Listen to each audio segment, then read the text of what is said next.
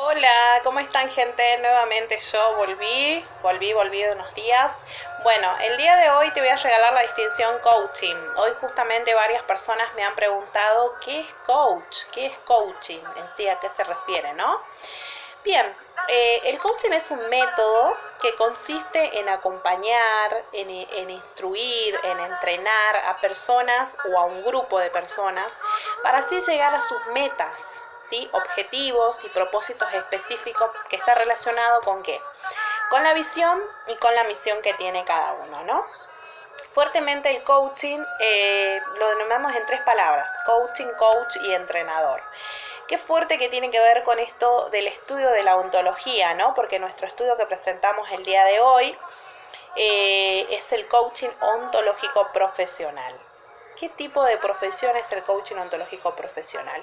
¿Por qué está relacionado justamente ontología? Porque la onto tiene que ver con el ser y la logía tiene que ver con el estudio, que tiene que ver con la lógica, con el estudio.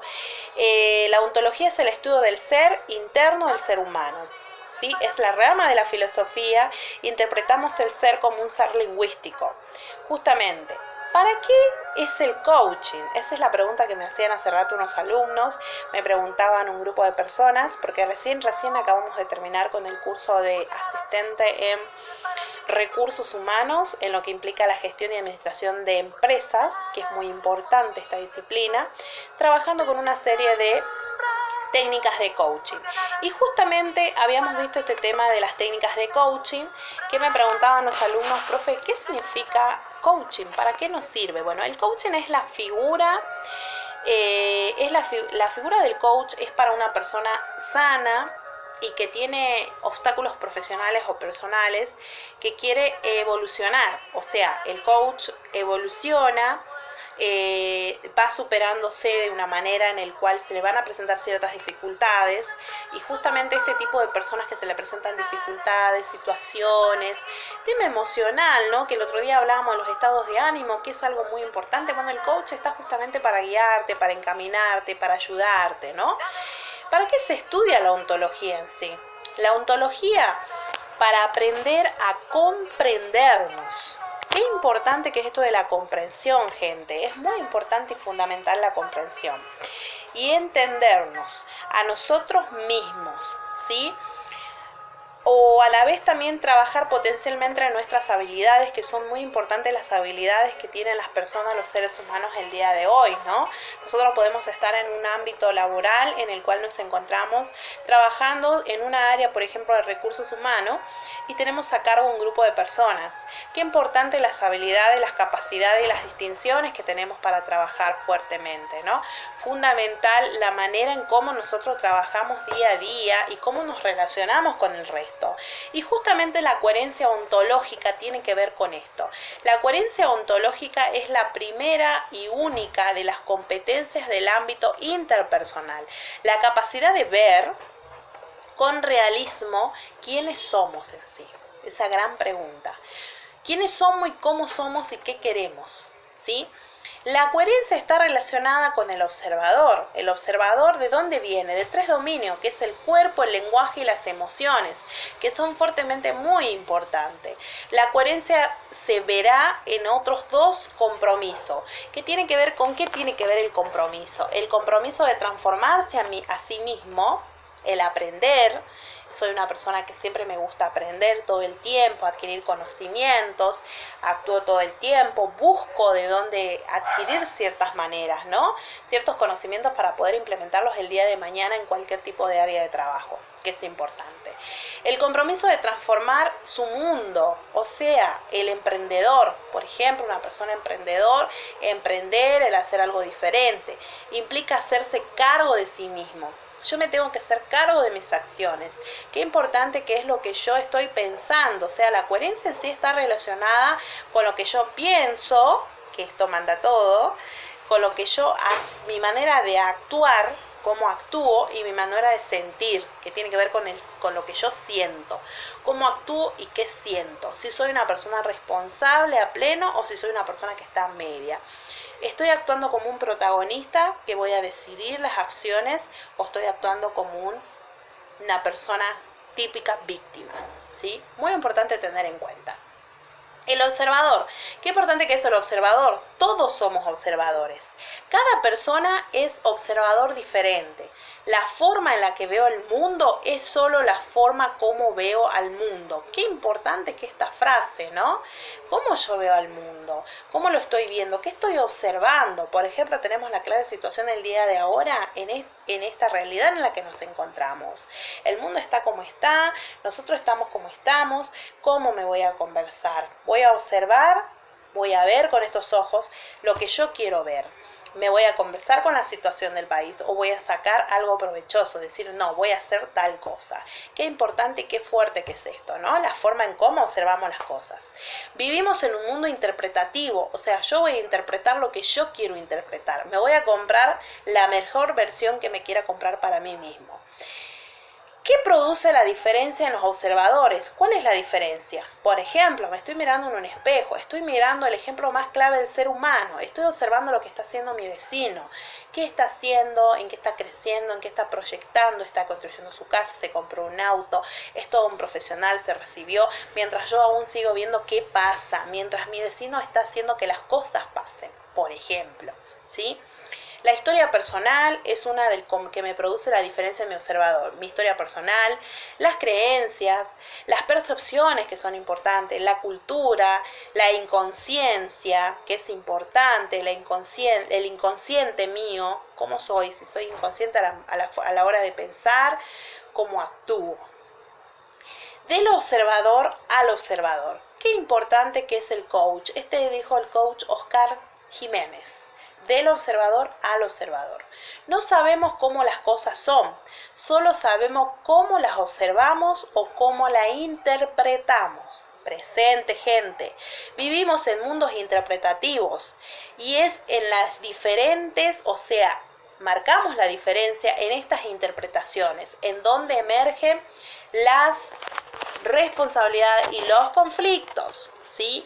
Vivimos en mundos interpretativos y en las diferencias de esas interpretaciones. Qué importante que es tener en cuenta lo de las interpretaciones, ¿no? Claves. Modelo de un observador. ¿Qué tiene que ver con esto del observador? El aprendizaje nivel 1. Observador, acción y resultado. El aprendizaje número 2 tiene que ver con el observador y los resultados que yo voy a tener. ¿Qué resultados quiero tener? El aprendizaje número 1, revisar mis acciones que realizo todo el tiempo. Aprendizaje número 2, revisar el observador que soy. ¿Qué estoy observando todo el tiempo? ¿De qué manera? ¿Cómo estoy transformando? Los 3 dominios del observador: cuerpo, lenguaje, emociones. ¿Cómo están relacionados el cuerpo? Tiene que ver con el tema de la estabilidad, la flexibilidad, la apertura, la resolución, la forma de mi cuerpo. Y la emoción tiene que ver con la alegría, el miedo, el enojo, la ira, la tristeza, que es fuerte, ¿sí? Que tiene que ver justamente con esto del reconocerme, el que yo reconozco. Lenguaje, declaración, juicio, oferta, pedidos. ¿Qué tipo de lenguaje estoy utilizando? Estos 3 dominios engloban la coherencia. Tengo que ser coherente con mis acciones, coherente con lo que escucho, coherente con lo que hablo, coherente con las interpretaciones que yo tengo cada día. El cuerpo, podemos decir que solo podemos observar lo que nuestra biología nos permite. O sea, por lo tanto, toda observación está fundada en nuestra biología. O sea, los seres humanos tendemos a decir, bueno, tengo mi cuerpo, hoy no tengo ganas de nada. Entonces, por ende, mi cuerpo, a través de lo que yo estoy hablando, que no tengo ganas de nada, mi cuerpo va a empezar a obtener esa predisposición de decir, no tengo ganas de nada, no voy a hacer nada, por ejemplo. Las emociones nos construyen en observadores diferentes. Distintas emociones nos predisponen a ciertas acciones. Por ejemplo, las emociones colorean nuestras observaciones de manera diferente. Puedo llegar a tener una emoción de alegría, estoy bien. Una emoción de enojo, de tristeza, ¿cuánto tiempo me dura esa emoción? Que guarda, cuidado, gente, que no pase a ser un estado de ánimo, ¿sí? Porque la emoción normalmente pasa a ser un estado de ánimo. El lenguaje, qué importante que es el lenguaje. Tenemos lenguaje generativo y descriptivo. Qué fundamental que es el lenguaje generativo y descriptivo cuando hablamos de cómo el lenguaje nos constituye en observadores. O sea, diferentes, podemos apuntar al menos en 3 factores que indicen en ello.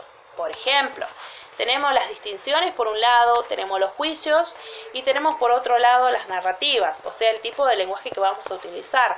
Las distinciones, por ejemplo, cómo yo voy a hablar, tengo un lenguaje productivo, un lenguaje de posibilidad.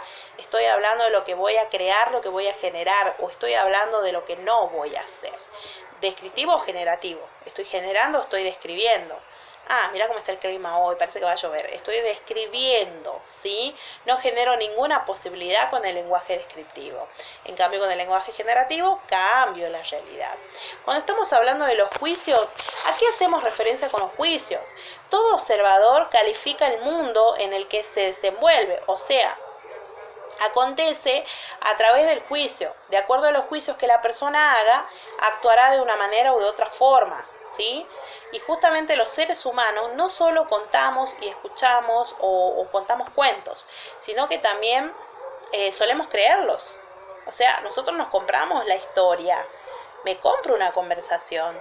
Digo, sí, mira, me contaron tal cosa y esto lo obtuve, ¿sí?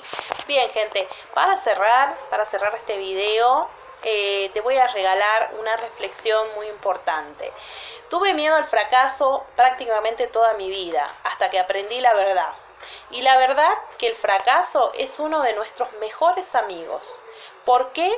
Porque el fracaso nos enseña muchas cosas sobre nosotros mismos, pero si somos lo suficientemente humildes para aprender la lección, así que no te enojes o seas orgulloso si fracasas, porque ese orgullo y ese enojo están bloqueados. La enseñanza que la vida te está obsequiando. Aprende lo que tenías que aprender, fortalece tus puntos débiles y construye tu imperio, ¿sí? Construye tu propio imperio. Qué importante, ¿no? Muchas veces fracasamos y pensamos que la vida no tiene sentido. No, gente. Fundamentalmente, cuanto más fracasamos y más situaciones pueden presentarse en el camino de nuestras vidas, es cuando más crecemos y cuando más aprendemos. Y de los golpes se aprende. Como una vez dijo Jesús, si te cachetean de esta mejilla, pon la otra mejilla. Porque justamente en la vida nos va a cachetear muchas veces.